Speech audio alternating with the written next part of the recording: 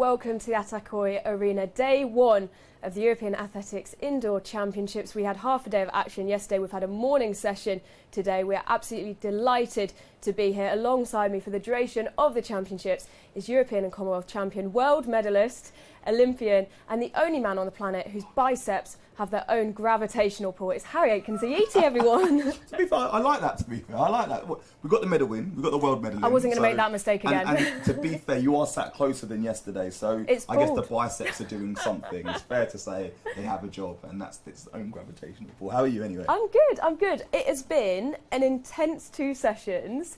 I'm getting used to Championship life. You're obviously already completely involved in Championship life and have been for so long. You're so used to it. So for me, being here, working is quite new, but I am loving every second. So we've kicked off with all the action. Tell us from the athlete's point of view what it would be like now the competition is underway. Well, this is it. Obviously, everyone's had their national championships. They might have planned to be here. They might have got here through some amazing performances. And at the end of the day, this is what we're here for. Once it's kicked off, you're going to have a mixture of emotions in the camp. Most teams will have, obviously, people progressing through rounds. You might have some national records, which we'll touch on later. And people might have some disappointment. So when you really think about it, is how do you manage all of this emotion? How do you manage all these feelings? And this is what championships are about. It's never going to be as straightforward as you might imagine. And we've had, so right behind us, right over our shoulders, you might see, we have got the warm-up track. We'll be down there later on. There's, as we said yesterday, quite a difference of the vibes for the athletes that are there. There's some who are in early, blasting out their music, and then there's others, headphones in, head down. What were you like when you were competing? We were talking about TikToks yesterday, yeah. Right? So obviously, I'm one of those individuals that are most likely going to be having a little bit of a laugh. I'm going to have a smile on my face. Serious moments come in those moments when you switch on. I can flick a switch and I go into war mode. Sometimes it's draining for some people. I think you can't stay in that space for too long. That would drain my battery. I need to be a little bit lighter on my feet. I need to feel free. I don't want to feel like I'm, in a trapped space. And you're seeing that out there. Some people need to stay in that space. Some people are going to war and they're gonna wanna do the best that they possibly can do, and they need to stay in those spaces. So I'm not too sure whether you put some war paint on or no. Well, you've seen me pre-show. Yeah. I'm those headphones in, put myself in a dark corner, don't talk to anyone. That is my vibe, and it's super antisocial. But then when I come on air, it's like it's great. So it's like it's this switch off, isn't it? It's like you've just got to flick that switch. The on button is on. Because it is draining. As we said, we've had technically a full day of action. We've still got an evening session to go. We had half a day yesterday. We've had the morning session, and the athletes do need to make sure they're keeping that battery, obviously with their training, their social battery as well, keeping that absolutely level. So we did kick off last night with day 0, with the opening ceremony and all the action, which included Jakob Ingebrigtsen and Keely Hodgkinson getting their competitions underway. So it will be just 3 qualifying for this heat, surely. It's so slow in the opening stages. George Mills has done a 29, a 27, and now a 26 second 200 metres. It looks like he's still got everybody for company. Will the cracks start to show in the last 100 metres? George Mills from Azadine Habs. Jakob Ingebrigtsen in 3rd at the moment. Will this be our top 3? They're kicking hard with 50 metres to go. Jakob Ingebrigtsen just holding up the rear there, the rear guard in 3rd place. Azadine Habs sneaks the win from George Mills on the line. Finishing time 3:49, so very swift closing few laps from these men. A little bit of cheekiness in that drift at the end. What were you thinking? Just trying to save as much energy as possible. Also thinking of the other Norwegian in the heat after me, hopefully getting a place in the final. So good race, feels good to get started. Keely Hodgkinson, 3 races, 3 1:57s in every which way. New British record in Birmingham last week. That's the fastest split through 600 metres as well. Matcha Kohlberg closing ever so slightly on Keely Hodgkinson here. I'm sure Keely Hodgkinson would have left another gear to go and come through with 100 metres to go. Matcha Kohlberg in 2nd. Heine and Rossamilia of Switzerland struggling at the back. Matcha Kohlberg looks like she could hold on for 2nd place. Eloisa Fioro of Italy challenging the German. Keely Hodgkinson home and dry. She gets the win, automatic qualification, 2:01.68. That'll be a big confidence boost for Matcha Kohlberg going into the semi-finals. But Keely Hodgkinson, from what I've seen so far, nobody's going to challenge her. There's the complete lineup of the finalists, led by Pablo Pichardo. 17:48, that national record. As we now look at a replay from earlier, this is first attempt at 191 from Yulia Levchenko. Levchenko has been out of sorts for a year or two, understandably so with any Ukraine athlete, given the war in their country. Here's that replay of that clearance we saw earlier from Yaroslava Mahuchik. There's 2 Ukrainians through. Katerina Tabanchik there as well. It was so stressful qualification, really. But I know when I have one more attempt, I continue the competing. And when I jump 191, it's the last attempt for me was I burst out and said, oh my God, I jumped it. And it was so fantastic because I thought, oh my God, I come to European Championship and didn't jump 187. It was so stressful for me, really. But when I jumped 191, I understood, you can do it and you can jump higher. As Carsten Borholm looks so comfortable and confident at the front. Remember, just 2 to go through. Borholm now starting to stride away from his rivals. Bengtström in second place on the inside. Spitz trying to get up on his shoulder. But it's Borholm and Bengtström. That's the 1 and 2. Those are the men who will go through to the semi-final automatically. Strong battle here between Finland and Italy.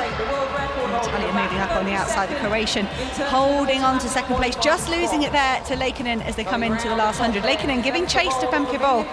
Femke Bol will look up at the big screen, I'm sure, as she enters this home straight. Striding away, a training run for Femke Bol here this morning, as it was for Carsten Borholm in the men's event. 52.35 for Femke Bol. Nafi Tia really has won it all. Olympics twice, World Championships twice, European Outdoors twice. And away, no problems. Good start for Nafi Tien. She's going to be pushed by Vananen on her inside, but look at Wits and Sulek. Nor Wits on the lean perhaps over Adriana Sulek. Back with Nafi Tien. Third and final attempt at 192. That was a massive clearance at 192. Just that slight blip on those first 2 attempts. Nafi Tiem, third and final throw. She's down here, enjoying herself, and you build that momentum through a multi-event. That's a nice throw from Nafi Tiem. There's the pentathlon standings after 3 of the 5 events, 2 more to come this evening. The long jump and the 800 metres.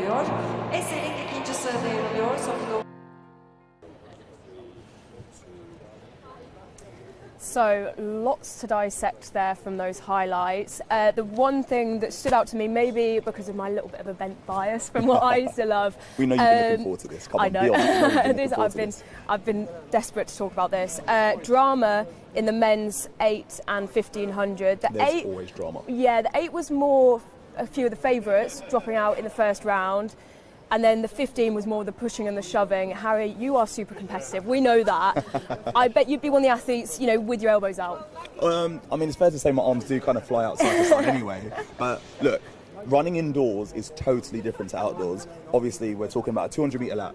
It's far more aggressive. Everyone's running for that break. And unfortunately, some people do get the odd elbow here and there. And do you know what? It looks worse than it is as well, because I've seen some big bruises on a few others. But look, moving on, staying with the men's, talking about the triple jump, right? Yep. Yeah, triple jump. There's a few technical issues there. There was 2 technical issues, but there's something that we might want to firstly start positively on, which is... let's start on the positive note. Pedro Pichardo getting a national record, that at the start of a championships is brilliant. It's just one of those things where you as an athlete, that as a springboard to then push yourself on. You've already ticked a bit of a box, so the pressure's gone. If he was eyeing up that national record again and being like, is that what he was going to aim for? To get a national record in the first round is something, again, that just shows how much they've prepared. The class of the athlete. They've gone in there knowing exactly what they're going to do and how they're going to do it. The coach is obviously patting himself on the back, can't forget about the team around you. But then we've also had a few technical issues in the sense of Benjamin Compaore actually not making it initially, because I walked past him after the first round and I thought your jump looked good, and then all of a sudden he said, it wasn't too good. But he's now into the final, which obviously is an amazing thing. Athletes, and that's the good thing about technology at the minute, athletes are not missing out, and that's one of the most important things that we want to keep driving forward. Yeah, absolutely. It's brilliant to see him go through to the final that he so deserved. One of the other big talking points in the high jump, the women's high jump, Mahuchik stuttering. How does that affect you? You know, if you have a few early rounds where you get through, but maybe not as cleanly as you'd wanted. So when it is obviously not talking specifically about the athlete, it's one of the things that you always want to try and avoid. Yeah. Sometimes you might have that mindset about, you know, the need to avoid failure as opposed to the need to achieve, as opposed to the need to avoid failure. So in those moments, it's just about, you know, confidence is a big thing. Her confidence might take a hit right now. We know she's a world-class athlete to a certain degree, so, you know, you're going to bounce back, and it's all about the bounce back now. These mishaps do happen in athletes' careers, but it's all about getting back to it, getting back to your best and enjoying yourself. And you saw in those highlights, you know, her interview after the jumps, she was very honest and open, and actually she had a big smile on her face, which is always the main thing. You know, when you're taking that momentum through the championships and you don't want to sort of let that affect you too much, it's nice to see that she's already put it behind her. She's focused on going into that final, powering which is great to see. That's exactly. What we like to see. We love to see. A couple of mentions as well for the women's 800. Keely Hodgkinson, she was voted Athlete of the Day. The other athlete who stood out to me when we were watching her is the Swiss athlete, Audrey Vero, only 18 years old, amazing. Super impressive, so confident through her run. And it was probably one of the more scrappy races in the 800. There was lots of elbows out. There was a really tight bunch for at least the first four. So for her to cruise through, she's definitely, for me, one to watch for the final. Klosterhalfen looks great in the 3K, as expected. We expected that. Yeah, water's wet, right? Yeah. Chan and Michelle through to the final, local athletes. Let's whiz through this morning. Carsten Warholm running the fastest ever time in 400 meters. In the 400 meter heats, again, water's wet. Femke Woll cruises through. Guess what? She cruised through. She cruised through. This is really easy. Nafi Tiam on top. Water's wet. Water's wet. But that one is a really interesting one. It's only her first comp of the year. 8.23 in the 60 hurdles, 1.92 in the high jump, and 15.54 in the shot. Already a great start. All very impressive. Sulek bettering or equaling her PBs as well. Tentoglu off the mark in the long jump. We had qualifying rounds of the women's pole vault as well. And also the first rounds of the 400 metres and the 60 metres. There's so much going on. We knew this was going to be a busy slot. They were this morning as well. And Harry, you caught up with some of the athletes taking part in those events yesterday. 400 metres coming up, 4x4. How are we feeling? I'm good. 2 weeks ago I ran in 45:58 national record, and 3 days ago I win World Indoor Gold Indoor Tour in Madrid, and in this championship I fight with Castel by gold medal. What do you do in your own time to have fun? Pues para divertirme, la verdad que bueno, con mis compañeros del 4x400 hemos estado de concentración en un training camp con mis compañeros, y la verdad que hemos disfrutado, hemos entrenado juntos, y luego pues bueno, el campeonato este es para disfrutar y para acabar la temporada yendo de la mejor forma posible. And on that note, I had no idea what he said, but for my Spanish listeners out there, I hope you enjoyed that. Thank you so much. Here we are, with one of the most, I would say, one of the most decorated female athletes at the minute in terms of your medal tally. How does that feel in terms of I would say, how would you describe your glow up recently with your medal tally? It's really nice. No, I'm really happy. I'm able to improve every year, even though I get older. I always get better. So it's really nice. It's really fun, and I hope it inspires others to continue and maybe get better when they're a bit older. So look, we've known each other for a decent amount of time now, and I would always say that your character, your demeanour, is always of a lovely nature. Is that something that you can separate on the track, or do you bring that good energy on the track? I think it's me, and I just like to be here. It's a lot of fun, so I think I bring it on the track, and I always need to have fun. I mean, it's so nice to be here. It's nice to compete, and I think I can bring that on the track, and I think it helps me a lot. Does it help to have some family members on the team and training with them at the same time? Yes, my sister now is it's the second year we do international championships together. And it's really nice to have her here, and my family is also going to be here to watch. So it's different than just being here by myself. So are you in sister mode, or how does that work in the relationship in the camp with your sister? Yeah, we usually share a room, and then I'm happy I'm first. So after that, I can watch her run, because it takes so much energy to watch her compete, because hurdles and stuff. So no, it's really nice. Yeah, but on that note, I'm going to wish you the best of luck, Thank you. and obviously we know you're going to do the best that you can. Thank you. You saw Kimbunji after her race this morning, looking confident as ever, both of them, as expected, making it through to the next stage of their competition. Well, this is it. They're obviously champions in their own right, so you'd imagine that they're going to, take the rounds as easy as possible, but obviously give what they can and make sure at the end of the day that they're going to have a little bit of fun with it, Yeah, so we are down on the warm-up track. We talk about how incredible the main arena is. Look at this for a venue to warm up. It's not like those underground tunnels that you get sometimes, is it? It's awesome, to be honest. Like, in terms of coming and performing at a stadium like this, it's awesome out there. You've got to make the warm-up area just as exciting. Yeah. When athletes come into environments like this, they want to feel like they're, going into a bit of, going into a little, this is the arena. You want to feel like your chest comes up. And it is a massive arena. The seats in here go right up to the sky. You can see the Italian team behind us. They're all, that's a significant proportion of the team, isn't it? One thing you need to know about the Italians, right? They come together. They're a unit. They're a team. There's my guy right there. Yeah, Olympic champion. You know what I mean? But they rep each other very, very well, and they all have each other's back. And what was it like in Team GB? What is it? What's the vibe like for Team GB? Because we saw a few of them come through individually, but it does seem like you guys have got such a good bond still. So over in Camp GB, we do a thing where we're all good with each other. I think music combines us, and we've got a good sense of humour. I think at the end of the day, we're British and we know how Brits are. But there's a few other nations that I would talk about. The Dutch.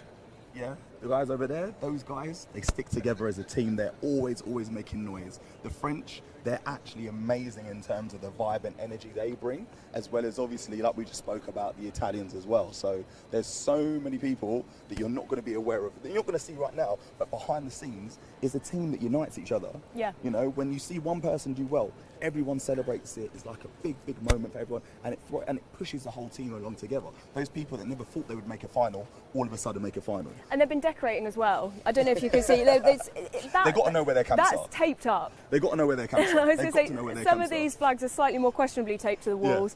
Yeah. But that Spanish flag we saw come in yesterday, again, it's good after a race as well. As you'll know, as we spoke about a couple of times this morning and yesterday, when you are racing, there's so much going through your mind, and actually just having a focal point where you can be like, oh, that's my team, even though some of them aren't corresponding at the minute, but we won't call them out for that. The thing is, you're not recognising there's nerves right now. People are obviously got their poker face on. They're not necessarily giving away too much. So if you haven't been in this warm-up area already, you walk in, you look for your flag, you know where your team is at. It gives you comfort, it gives you security. Because obviously, look, I might need a little cuddle every so often. I might need a little arm around my shoulder. We look after you, Harry. I need to feel better about myself, And that's obviously what the staff provides. Team GP over there, do you know what I mean? I can give them a wave, and they'll wave back. But I'm still one of them. But so it's a focal point. You want to know where you're going ultimately. Yeah, and we are going to head over to someone who has created quite the storm on social media. Jesper, thank you so much for joining us. Let's start back in Munich. Mm-hmm. You went viral after that triple jump attempt where you bailed out halfway through, but quite admirably, had a massive smile on your face. Your coach took it quite well as well, and you salmoned, I think is the right way to put it. I think that's the technical term, into the sand pit. Sure. It was iconic. At what point in that jump did you know it wasn't going to happen? Quite soon after hitting the step. Yeah, the grounded step. This was a lot of power, and I'm not in position to handle this. Yeah. And do you have many other options other than just salmoning when you get to that stage of the step? The most common one as a triple jumper is to do the front flip, for sure. Like, you do a half-ish jump as well, and then you just do a front flip. But I was in the position of this rotation, so the most natural way is gonna be this way. And I don't know, I was in the air for a long time, Yeah. you know, like, and it was like, I had a lot of time in there. The thing is, we could see it on your face, and I think that's one of the things that stands out, obviously, about social media content, is the expression and the emotion behind it. You can see you mid-air, practically looking at the camera as if to say, "Oh gosh, here we go.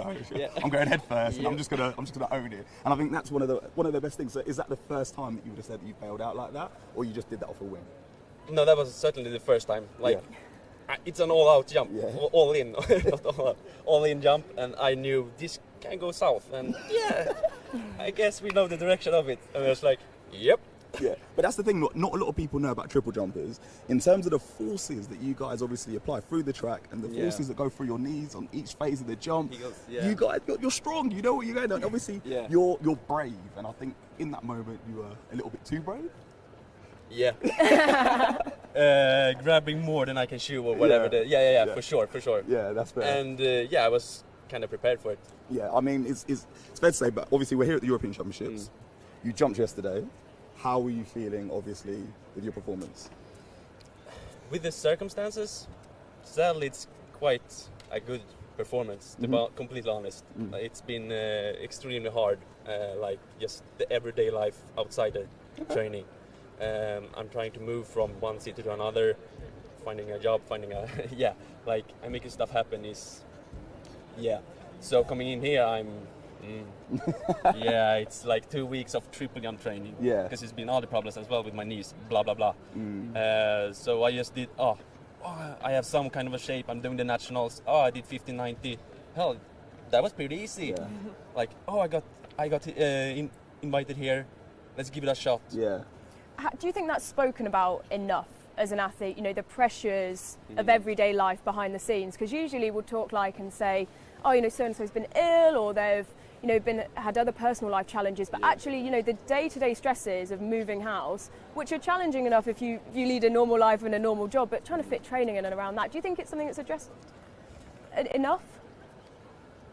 Well, I mean, for our personal health, no, we need to talk about it a lot more. Like, I don't know, the bigger sports, or football, they change coach when it goes wrong, or it's not the result they want. They change coach, they change physical coach, they change this, they change. I'm one individual and trying to do everything still. I think at the end of the day, us athletes we come together and we all feel the same sort of pressures of sport. We all feel the same struggles and challenges, and it's one of those things where, I don't know, I think we can all come together a bit more and bring more to light, and this is obviously what, you know, behind the scenes events like this bring to the people to understand. And I think it's important that we push forward with it and progress. Hearing stories like this, knowing that people are going through these sort of circumstances, is only something we can grow from. But one thing I think we should sort of do is to, you know, you're here on a positive note, so we should end on a positive note. You're here for the salmon dive, and I think I might have to give it a go. Oh, really? I might have to give it a go, but I might need a little tutorial. All right, I might need a little tutorial. That's the hard part. Yeah, that's the hard part. Shall we try and go onto the bed? I can see the sandpit's free. I do worry, as you're still an athlete in training, Harry, I don't want you to do your shoulder. I'm allergic to sand. So I think right in front of the GB. Beach, right? Yeah, I think right in front of the GB team, we should just give me a little salmon dive. And I'm going to give it a go myself. It's going to be harder here. It's going to be harder here. Yeah, because you have less time in there, you know. I can jump. I can jump high. Okay. That's a good part for the sand. Yeah. All right, here we go. So first phase. What's the first phase? The first phase, fuck up the balance. Yeah, mess up the balance. You go here. Yeah. No. I don't know the steps. Salmon dive on the mat. Go back, take a bit of a run up. You can go through some small phases if you want. Here we go. This is not what I go. You know? You've got this. Just a little jump. Nothing great. Here we go. Nice little salmon dive for you.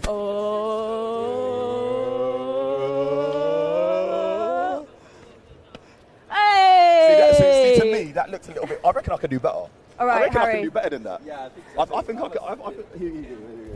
So, Take his mic, Jesper. You can commentate. Come over here and we'll commentate. Yep. Hot skip and a jump in the salmon dive. I'm going to give you one of those, yeah? Remember the tug? Full send. So, hot skip. Hey, you got the wiggle in as well.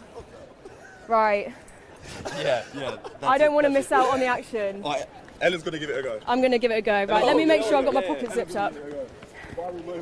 I'm constantly mic'd up, so I just need to make sure I don't say anything bad. Yeah, that was a great right. attempt. That was a good attempt. I went far too early. I almost missed the last one. You were already diving. I think I did a double That was an step, actual messing it up. Yeah, but no, do you know what? I'm going to pass that over here. Yeah. And I'm going to take that off you. Yeah, And we're going to thank you for your time. I really appreciate that. Yeah. Thank you so much. That's for everyone.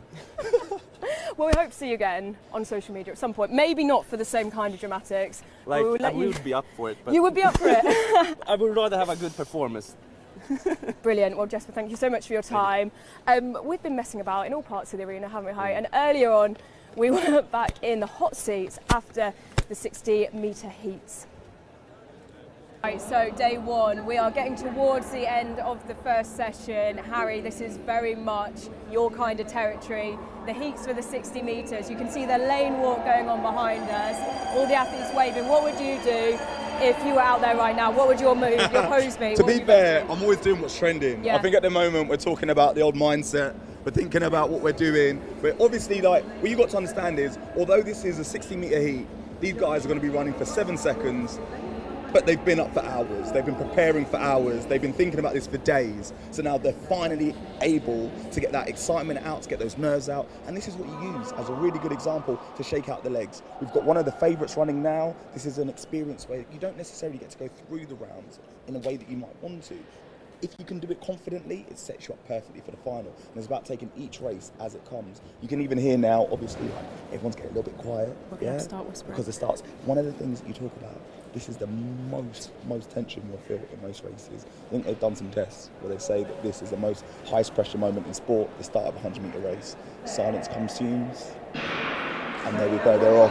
And obviously, look, we're in the mix zone. You can see them behind us. They're going to come through here. It's looking like a good race with an easy run by one of the favourites. We're talking now, they're going to come through. Yep.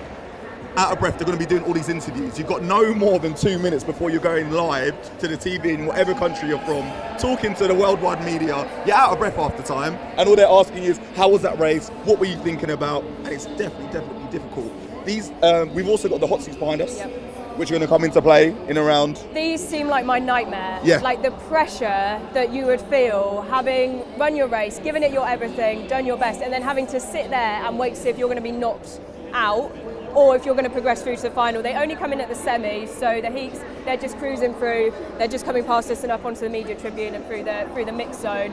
That must have been hell. I don't think you never ended up in a hot seat. I've never been in a hot seat, but it's a high pressure situation. I think it's great for viewers to see exactly what they're thinking, feeling, and the process that athletes are going through. It's not easy at the end of the day. It's one of the things that you've really got to think about, that you're putting your heart out there, you're putting your soul out there, you're giving it your all. I mean, the athletes are just walking past us now, and obviously you can see, look, there's excitement, there's smiles on their faces, they're a little bit nervous. It's one of those things you can't necessarily, good job. You can never think about the fact that you can never take anything for granted in these situations, is what I'm trying to say. Because we're talking 7 seconds of running, we're talking a maximum of 30 odd steps to a certain degree. That is sprinting at its finest, and yeah, I'm in awe of seeing it. I wish I was running right now myself, to be honest. When you hear that gun now, does a little bit of you still want to go? Do you know what it is? You can't help but react. Yeah. Your reaction, obviously in the 60 metres you think is everything, but it's actually how you set the race up. There's a natural reaction to move, there's a natural reaction to want to go forward, but I think it's all about how you project yourself out the block. So in a certain sense, whenever I do hear a gun, I will run. You will run. I will run. You will go. It's a fact. I impressed myself quite significantly in front of the greats and the goods of the athletics world. We had the whole of Team GB. We've got some of the Ukrainian stars behind us. The whole of the Italian team are there, and it's fair to say we didn't get any applause. No one clapped no, us. we got a few disgruntled looks and a few groans. We are fast approaching the end of the time we can be in here. As you can see, it's absolutely filling up before the session tonight. It is go time. It's go time for a lot of people. This evening, all the action starts at 7 o'clock. We have got high jump, the qualifying for the men. We have got the 60 metres semi-final for the women, and of course the final for the women as well in the 60 metres, which I'm sure Harry is going to be one of your picks. Now. Yeah, they're all starting Literally to so excited for it. Obviously got a few teammates in there as well, going to be cheering them on. Obviously we've touched base with a few athletes earlier, but it's go time. We're just ready. We're ready for some good performances, ready to be proud of some of our friends. You know what I mean? Plenty of finals as well. We're going to get our first medal ceremonies tonight, which we are absolutely buzzing for. As we said yesterday, We've got Harry with us for the rest of the competition. If you've got any questions for him, use the hashtag Istanbul 2023. We would love to hear from you. Bring them in. Bring them in. There's a lot of people here that they want to be asked some questions. Give us questions to ask. Give us some questions. Give us some questions. He's here all week. Look, I run. I don't think, so you need to think for me sometimes. You do. You do think. Well, I mean, watching you do that salmon jump, there was very little thought in that. Maybe I overthought it. But it's been great fun. Remember to use the hashtag Istanbul 2023. You can watch all the live action tonight on the allathletics.tv website. And we are going to leave you with a bit of poetry. We're going to hand you over to our resident poet, Peter Sanderson. Pete, take it away. Thank you very much. It's a little poem about Harry's biceps. No, just kidding. It's a poem called Born to Shine, and it's about Karsten Warholm, actually, so I hope you enjoy this one. Some people are born to jump. Some are born to fly. Some people are born to make dreams come true for you and for I. Some humans are born to make us feel like we instantly belong. Some humans are born to run and born to be strong. Now there's a special breed who walk this earth who defy science. They defy gravity, space and time. They glide like angels in a world oh so divine.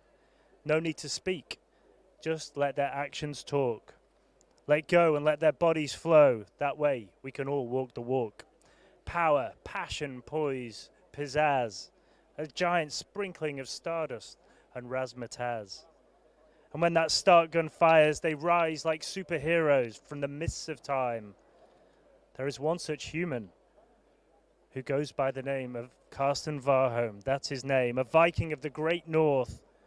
A man who can run through walls, and truth is his ultimate game. He's a poet of the track, each time inviting destiny back. They call him Karsten, the apprentice kid from Norway who ran round the town hall in his jeans. Now they call him the master, Olympic champion who blitzed the worlds in 17. Alexa in his veins, he's the wolf that can't be tamed.